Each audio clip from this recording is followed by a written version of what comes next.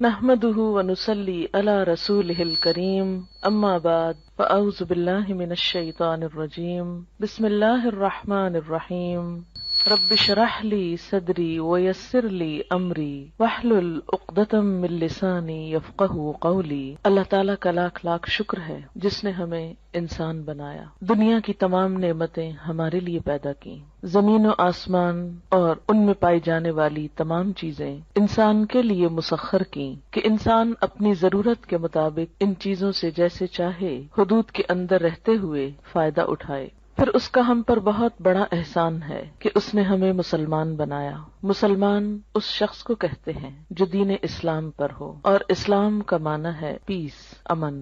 گویا مسلمان وہ شخص ہوتا ہے جو پرامن ہوتا ہے، اندر سے پرسکون ہوتا ہے، لوگوں کے ساتھ پرامن ہوتا ہے۔ لوگوں کے ساتھ وہی شخص پرامن ہو سکتا ہے جو اندر سے پرسکون ہو۔ اگر کوئی شخص خود اندر سے بے چین ہو، غیر مطمئن ہو، غم، غصے، غضب کا شکار ہو، وہ شخص دوسروں کے ساتھ اچھا معاملہ نہیں کر سکتا۔ اسی طرح وہ شخص جو اندر سے بدنیت ہو، حسد کا شکار ہو، بدگمانی کا شکار ہو، برے جذبات کا شکار ہو، وہ شخص بھی دوسروں کے ساتھ اچھا برتاؤ نہیں کر سکتا۔ نبی اکرم صلی اللہ علیہ وسلم نے مسلمان کی تعریف یہ بتائی کہ المسلم من سلم المسلمون من لسانہ و یدہ، مسلمان وہ ہوتا ہے جس کے ہاتھ اور زبان سے دوسرے مسلمان سلامت رہیں، یعنی ان کو کوئی تکلیف نہ پہنچے۔ تو جیسا میں نے عرض کیا کہ دوسروں کو سلامتی وہی دے سکتا ہے جس کا اپنا دل سلیم ہو، سلامت ہو۔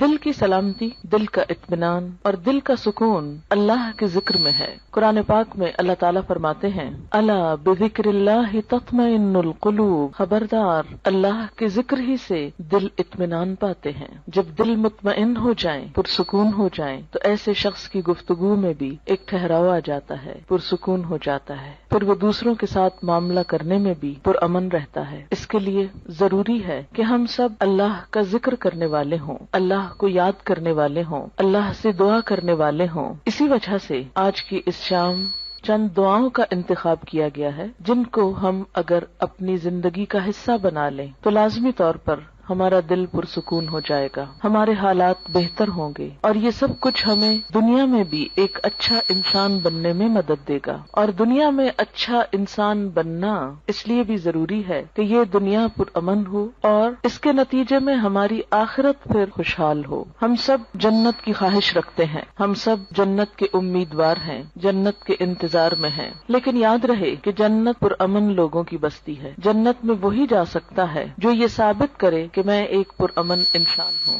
دنیا میں بھی جو انسان خود پرامن طریقے سے نہیں رہتا اور دوسروں کی جان، مال، عزت، آبرو پر حملہ کرتا ہے یا ان کو نقصان دیتا ہے، تو ایسے شخص کو معاشرے میں کھلم کھلا چھوڑ نہیں دیا جاتا۔ دنیا میں بھی ایسے شخص کی جگہ جیل خانہ ہوتی ہے۔ ایسے لوگ جو معاشرے کا سکون برباد کریں، معاشرے میں بے چینی پیدا کرنے کا سبب ہوں، ان کو دنیا میں بھی پکڑ کر قید کر دیا جاتا ہے، اور اگر وہ دنیا کی قید سے بچ بھی جائیں، ان کا کوئی جرم ثابت نہ ہو سکے اور دنیا میں کوئی سزا نہ پا سکیں، تو آخرت میں ایسے لوگوں کے لیے پھر یقینی طور پر جیل خانہ ہے۔ اللہ کے جیل خانے کا نام جہنم ہے۔ وہ کون سی چیزیں ہیں جو انسان کو جہنم میں لے جاتی ہیں؟ ان میں انسان کی بری نیت سب سے پہلے آتی ہے۔ اگر کوئی شخص خانہ کعبہ کا طواف بھی کر رہا ہو لیکن اس کی نیت اللہ کو خوش کرنا نہیں، لوگوں کے سامنے اپنی نیکی کا پرچار کرنا ہے، تو اس کی وہ نیکی جعل سازی شمار ہوگی، قابل قبول نہ ہوگی۔ اسی طرح دوسری چیز جو انسان کو اللہ تعالیٰ کی نظر میں گراتی ہے وہ زبان کا غلط استعمال ہے۔ جھوٹ، چغلی، غیبت، دوسرے کو تانا دینا، یہ تمام چیزیں انسان کو اللہ تعالیٰ کی نظر میں گرا دیتی ہیں۔ یہاں تک حدیث میں آتا ہے کہ بسا اوقات انسان باقی زندگی میں کچھ اچھے ہی کام کرتا ہے لیکن اپنی زبان سے بعض اوقات ایسا کلمہ نکالتا ہے، ایسی بات نکالتا ہے کہ اس ایک بات کی وجہ سے وہ جہنم کی گہرائیوں میں جا پہنچتا ہے۔ ازواج مطہرات میں سے ایک نے دوسری کے قد کے بارے میں کچھ اظہار خیال کیا کہ فلاں تو ٹھنگنی ہے، ٹھنگنی کہتے ہیں جس کا قد چھوٹا ہو۔ آپ صلی اللہ علیہ وسلم نے یہ لفظ سن لیا، آپ نے فرمایا تم نے اتنی سخت بات کی ہے کہ اگر اسے سمندر میں بھی ملا دیا جائے تو اس کا پانی بھی کڑوا ہو جائے. لیکن ہمارے عام طور پر ماحول میں اس قسم کے تبصرے کسی کے ناک پہ، کسی کے جسم پہ، کسی کے قد پہ، کسی کے رنگ پہ، کسی کی چال پہ، کسی کی لباس پہ کس قدر عام ہے. اور کبھی ہم نے منہ سے ایسے غلط لفظ نکالتے ہوئے سوچا بھی نہیں کہ ہم کوئی بری بات کر رہے ہیں. ہم کہتے ہیں تو کیا ہوا، وہ ایسے نہیں ہے، میں کوئی جھوٹ کہہ رہا ہوں، اور یہ کہہ کر اپنے آپ کو مطمئن کر لیتے ہیں اور پھر رواں تبصرے شروع کر دیتے ہیں. عام طور پر گفتگو کا موضوع لوگ ہوتے ہیں اور لوگوں کے ظاہر پر، حالت پر، شکل و صورت پر زیادہ تبصرے ہوتے ہیں. ان تمام اخلاقی برائیوں سے بچنے کے لیے ضروری ہے کہ انسان اللہ تعالیٰ سے مدد مانگے، اللہ تعالیٰ سے مدد لے. قرآن پاک میں اللہ تعالیٰ فرماتے ہیں کسی بھی مشکل سے نجات پانے کا جو ذریعہ ہے وہ ہے وَاسْتَعِینُوا بِالصَّبْرِ وَالصَّلَاةِ، مدد مانگو صبر کے ساتھ اور نماز کے ساتھ.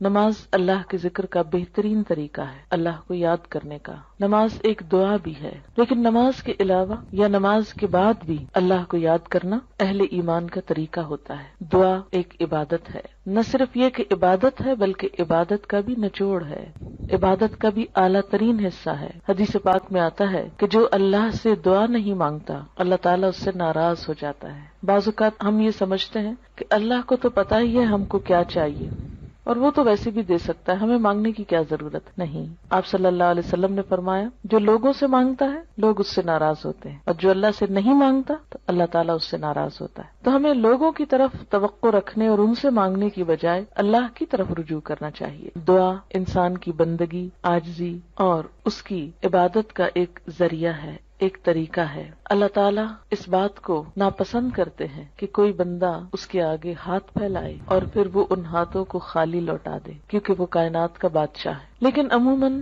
ہم دعا مانگنے میں کچھ ایسی غلطیاں کرتے ہیں کہ جن کی وجہ سے دعا قبول نہیں ہوتی. اس میں سب سے بڑی غلطی یہ ہوتی ہے کہ بسا اوقات ہم دعا تو مانگتے ہیں لیکن غفلت کے ساتھ توجہ نہیں کرتے، ہمیں یہ نہیں پتا ہوتا ہم مانگ کیا رہے ہیں. بعض اوقات کیا کرتے ہیں، کسی مشکل کے لیے وظیفہ تو پڑھتے رہتے ہیں، کوئی مخصوص آیت 1000 دفعہ پڑھ لی، 2000 دفعہ پڑھ لی، لیکن دعا نہیں مانگتے. ہم سمجھتے ہیں کہ صرف یہ آیت پڑھنے سے ہی کام ہو جائے گا. اس طرح ہم اپنے اوپر ایک ناروا بوجھ بھی ڈالتے ہیں اور دعا سے بھی محروم رہتے ہیں. بعض اوقات ایسی دعائیں مانگتے ہیں جو اس موقع کی مناسبت سے نہیں ہوتی. بعض اوقات ہم کچھ چیزیں تو مانگ لیتے ہیں روٹین میں یا رٹے رٹائے جملے بول دیتے ہیں لیکن ان کو محسوس نہیں کرتے. اور بعض چیزیں ہماری ضرورت کی ایسی ہوتی ہیں کہ جن کو مانگنے کا ہمیں سلیقہ ہی نہیں آتا کہ وہ بھی مانگنی چاہیے. اس لیے وہ تمام چیزیں ہم مانگیں جو نبی صلی اللہ علیہ وسلم نے مانگی. وہ کیوں، کس لیے؟ اس لیے کہ آپ ہمارے لیے ایک بہترین نمونہ تھے. آپ کی دعائیں بھی قبول ہوئیں، آپ کے مانگنے کا طریقہ بھی ہم سے زیادہ بہتر تھا، اور آپ نے وہ تمام چیزیں مانگی